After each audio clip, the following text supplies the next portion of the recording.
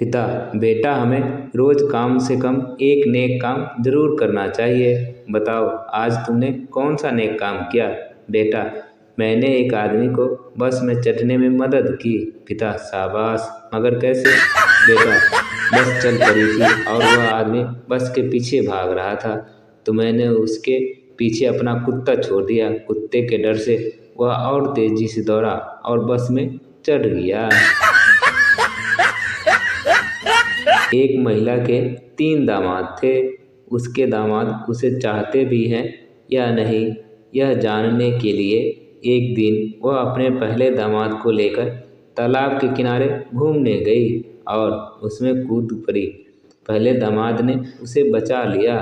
सास ने उसे एक मारुति कार उपहार में दी। अगले दिन दूसरे दामाद के साथ तालाब किनारे घूमने गई और फिर कूद पड़ी।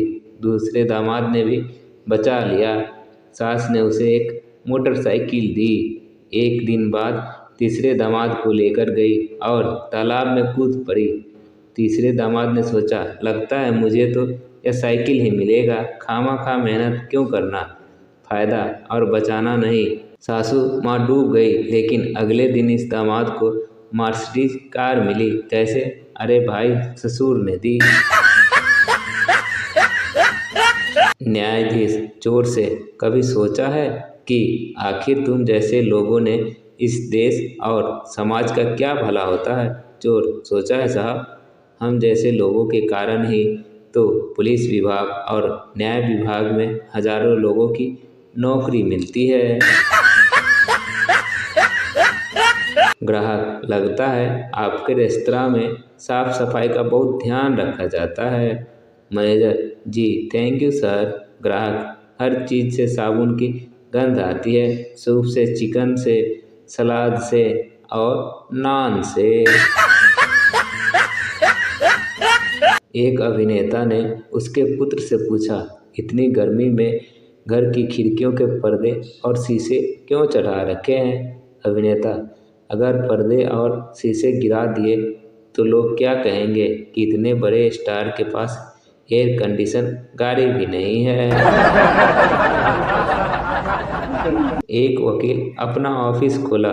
दूसरे ही दिन पहला मुवक्किल आता है दिखाई दिया।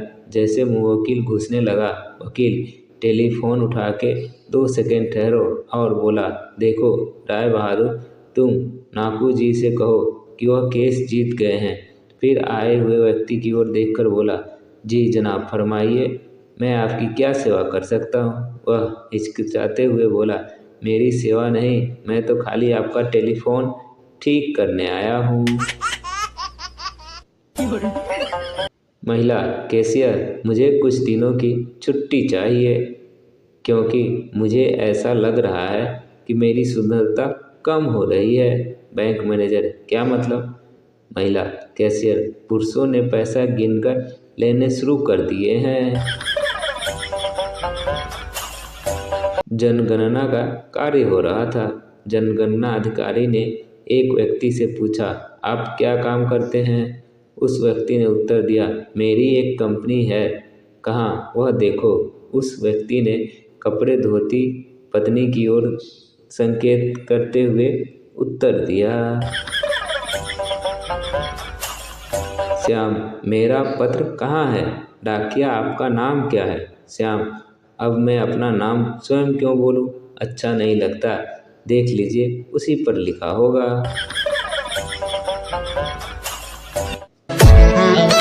मंत्री जी की शादी होने वाली थी। उन्होंने अपने पीए को बुलाकर कहा, मेरे 1 महीना के सारे कार्यक्रम रद्द कर दो। अगले दिन मंत्री जी ने अपने पीए को बुलाकर पूछा, कार्यक्रम रद्द करने में कोई परेशानी तो नहीं हुई? पीए, कोई खास नहीं, बस एक महिला 1 घंटे समझाती रही कि रविवार को उससे आपका विवाह होने वाला है। अध्यापिका, परीक्षा के केवल 2 दिन रह गए हैं, किसी को कुछ पूछना है तो पूछ लें। छात्र, मैडम पर्चे किस प्रेस में छप रहे हैं? अध्यापक, ईश्वर ने आंखें किस लिए बनाई है? छात्र, जी देखने के लिए। अध्यापक, और कान? छात्र जी, मुर्गा बनने के लिए।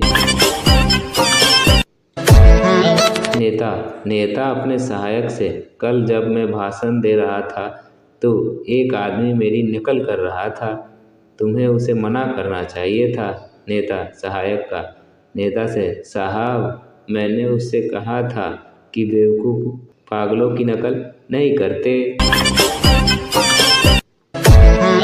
एक यात्री ने बड़े तेज स्वर में रेलवे स्टेशन मास्टर से शिकायत की, 40 मिनट हो गई है, गाड़ी अभी तक नहीं पहुंची।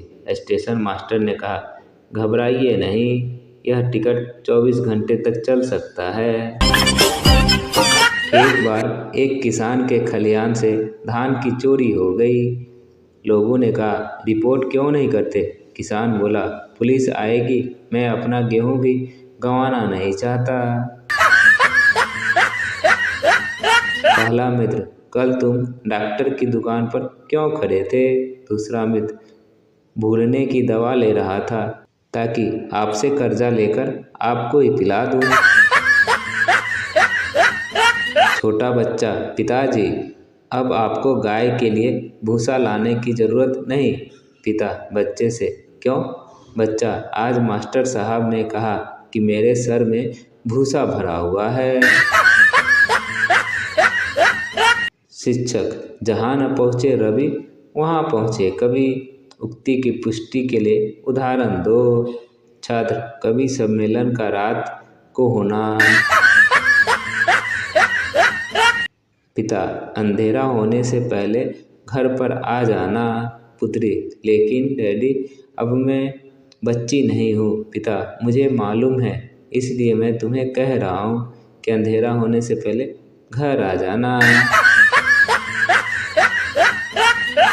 एक साहब ने अपने संपादक मित्र से कहा, सुना है संगीत में बदन में गर्मी आ जाती है। संपादक, ठीक सुना है तुमने। कल मैं एक साहब का गाना सुनने लगा और उसका गाना सुनकर मेरा खून खौल उठा। रक्तदान के लिए खड़े लड़कों की पंक्ति में एक व्यक्ति को नर्स ने पुकारा, मिस्टर स्टोन, कमाल है, ये तो पत्थरों को भी निचोड़ लेते हैं। पंक्ति में से आवाज आई, फकीर, क्यों साहब, क्या आपका बटुआ खो गया है? रईस, नहीं, मेरा बटुआ तो मेरे पास है। फकीर, तो खुदा के नाम पर उसमें से कुछ निकाल लो। किसी अस्पताल में एक मरीज और नर्स। मरीज, पानी चाहिए। नर्स, प्यास लगी है क्या? मरीज चिढ़कर, नहीं, गला चेक करना है, कहीं लीक तो नहीं हुआ। इस स्थितियों के विशेषज्ञ दो डॉक्टर सुबह सुबह घूमने निकले। आगे एक व्यक्ति लंगड़ता हुआ जा रहा था। एक डॉक्टर बोला, लगता है इसकी टखने की हड्डी टूट चुकी है। दूसरा डॉक्टर बोला, नहीं यार, घुटने की हड्डी टूटी है। दोनों के बहस होने लगे। आखिर तय हुआ कि उसी व्यक्ति से पूछा जाए। उसके पास जाकर एक डॉक्टर ने पूछा, भाई साहब, आपकी घुटने की हड्डी टूटी है या टखने की? वह व्यक्ति बोला, मेरी ना तो घुटने की हड्डी टूटी है और ना ही टखने के, मेरे तो चप्पल टूटी है। डॉक्टर साहब, मेरी टांग टूट गई है, मैं क्या करूं? लंगड़ा के चलो भाई। एक आदमी डॉक्टर के पास गया। आदमी, कोई ऐसी दवाई बताइए जिससे मैं लंबा जीवन जी सकूं। डॉक्टर, शादी कर लो। क्या शादी करने से उम्र लंबी हो जाती है? डॉक्टर, नहीं, शादी करने से लंबा जीवन जीने की इच्छा खत्म हो जाती है। मरीज डॉक्टर से, मैं रोज रुपये की दवाई ले रहा हूँ पर कोई फायदा नहीं हो रहा। डॉक्टर, अब तुम मुझे 40 रुपये वाली दवाई ले जाओ, इससे तुम्हें रोज 10 रुपये का फायदा होगा। डॉक्टर मरीज से, तुम एक दिन में कितने बीड़ी पीते हो? मरीज, जी, एक दिन में करीब 20 बीड़ी। डॉक्टर, यदि मुझसे इलाज कराना है तो इतनी सारी बीड़ी पीने से परहेज करना होगा। आज से ही एक नियम बना लो, कि सिर्फ भोजन के पश्चात ही एक बीड़ी पियोगे। मरीज ने डॉक्टर की बात सुनकर इलाज करना शुरू कर दिया। कुछ महीनों बाद मरीज का स्वास्थ्य एकदम सुधर गया। डॉक्टर, देखा मेरे बताए परहेज से तुम्हें कितना स्वास्थ्य लाभ हुआ। मरीज, लेकिन डॉक्टर साहब, एक दिन में 20 बार भोजन करना भी कोई सरल कार्य नहीं है। मरीज, डॉक्टर साहब, आप ये फूलों की माला क्यों लाए हैं? डॉक्टर, ये मेरा पहला ऑपरेशन है। अगर सफल हो गया तो मेरे लिए, नहीं तो तुम्हारे काम आएगी। बुजुर्ग पति पत्नी एक साथ ऊपर पहुंचे। चित्रगुप्त ने वही खाता देखकर एक दूत से कहा, इन्हें स्वर्ग में ले जाओ। दूत उन्हें स्वर्ग में ले गया। एक आलीशान बंगले में ले जाकर बोला, आप दोनों यहाँ रहेंगे। यहाँ हर तरह का आराम है, हर तरह की सुविधाएं उपलब्ध है। नौकर चाकर हमेशा आपकी सेवा में रहेंगे। और हाँ, आप जब भी खाना पीना चाहे आपको मिल जाएगा। बुजुर्ग ने पूछा, अगर हम बीमार हो गए तो डॉक्टर कहाँ मिलेंगे? दूत ने बताया, स्वर्ग में कभी कोई बीमार नहीं होता। बुजुर्ग लंबी सांसें छोड़ते हुए पत्नी से बोला, अगर हम लोग अपने डॉक्टर की बात ना मानकर फल सब्जी के बजाय अपनी मनमर्जी की चीज़ें खाते पीते तो कई साल पहले ही यहाँ पहुँच जाते।